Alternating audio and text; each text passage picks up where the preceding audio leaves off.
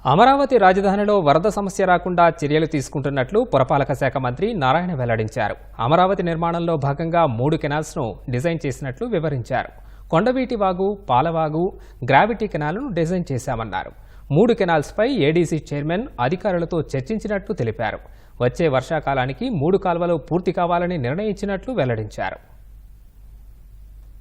ఈ క్యాపిటల్ సిటీని నిర్మించేటప్పుడు ఈ నిర్మాణంలో లోపల 3 కెనాల్స్ యాక్చువల్గా డిజైన్ చేసాం. కొండవీటి వాగు, పాలవాగు, గ్రావిటీ కెనాల్ మొత్తం 3 కెనాల్స్ని యాక్చువల్గా అక్కడ డిజైన్ చేసాం.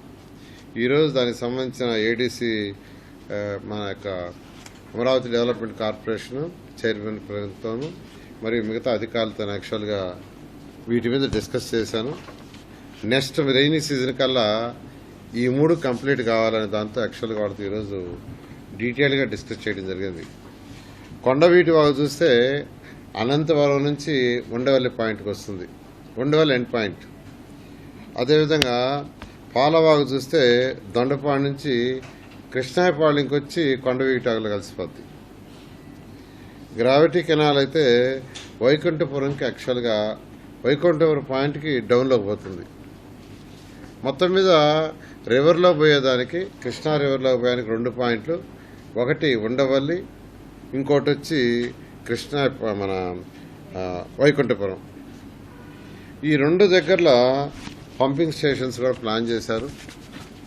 ఉండవల్లి దగ్గర అయితే 12,350 క్యూసెక్స్ వాటర్ పోయేటట్టుగా ప్లాన్ చేశారు. 12,350 క్యూసెక్స్. మళ్ళీ అక్కడ బకింగ్హామ్ కెనాల్లో ఒక 4,000 క్యూసెక్లు వేతట్టుగా. అదేవిధంగా ఎక్కడైతే వైకుంఠపురంలో 5,650 క్యూసెక్లుగా. అంటే ఎటువంటి పరిస్థితులు ఇవన్నీ కంప్లీట్ అయిపోతే అసలు ఎటువంటి పరిస్థితుల్లో కూడా అమరావతి క్యాపిటల్ సిటీలో ఒక్క చుక్క నీరంటూ ఉండదు, ఒక ఫ్యూచర్లో ఇటువంటి ఇచ్చినా కానీ. ఆ విధంగా యాక్చువల్గా ఇవన్నీ డిజైన్ చేయడం జరిగింది. ఏదైతే కెనాల్స్ యొక్క వెడల్పు డెప్త్ డిజైన్ చేసామో, ఎంత రెయిన్ వచ్చినా గత 100 సంవత్సరాల హిస్టరీ తీసుకున్నాం, ఆ వచ్చిన వాటర్ అంతా ఈ తవ్విన కెనాల్స్లోనే స్టోర్ అయిపోతుంది. ఆ విధంగా యాక్చువల్గా ఈ 3 కెనాల్స్ని కొండవీటి వాక్ కావచ్చు, లేదా పాలవాక్ కావచ్చు, గ్రావిటేషన్ కెనాల్ కావచ్చు, ఈ 3టిని యాక్చువల్గా డిజైన్ చేశారు. అంతేకాకుండా ఈ 3 కాకుండా రిజర్వాయర్స్ ప్లాన్ చేసాం. రిజర్వాయర్స్ ఒక 6 రిజర్వాయర్స్ యాక్చువల్గా ప్లాన్ చేయబడ్డది. ఈ 6 రిజర్వాయర్స్లో నీరుకొండ దగ్గర 0.4 టీఎంసీ వాటర్ స్టోర్ అయ్యేటట్టుగా ఒక రిజర్వాయరు, కృష్ణాయపాడెంలో 0.1 టీఎంస్ స్టోర్ అయ్యేటట్టుగా ఒక రిజర్వాయరు, శాఖమూరు దగ్గర 0.01 టీఎంసీ స్టోర్ అయ్యేటట్టుగా ఒక రిజర్వాయరు.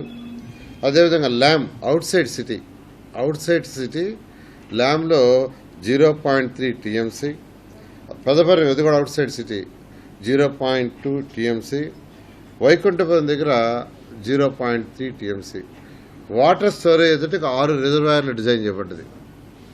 అంటే ఎంత వర్షం వచ్చినా గత 100 సంవత్సరాల చరిత్ర తీసుకుంటే ఈ యొక్క కెనాల్స్లో ఎంత వర్షం వచ్చినా దాంట్లోనే స్టోర్ అవుతుంది, పంపింగ్ కూడా అవసరం లేదు. ఒకవేళ కెనాల్స్లో కంటే ఎక్కువ వస్తే రిజర్వాయర్లో స్టోర్ అయ్యేటట్టుగా ప్లాన్ చేసాం. అంతకంటే ఎక్కువ వస్తే అప్పుడు ఏదైతే పంపింగ్ పెట్టామో ఉండవల్లి దగ్గర కావచ్చు, వైకుంఠపురం దగ్గర కావచ్చు, దాని ద్వారా బకింగ్హామ్ కెనాల్తో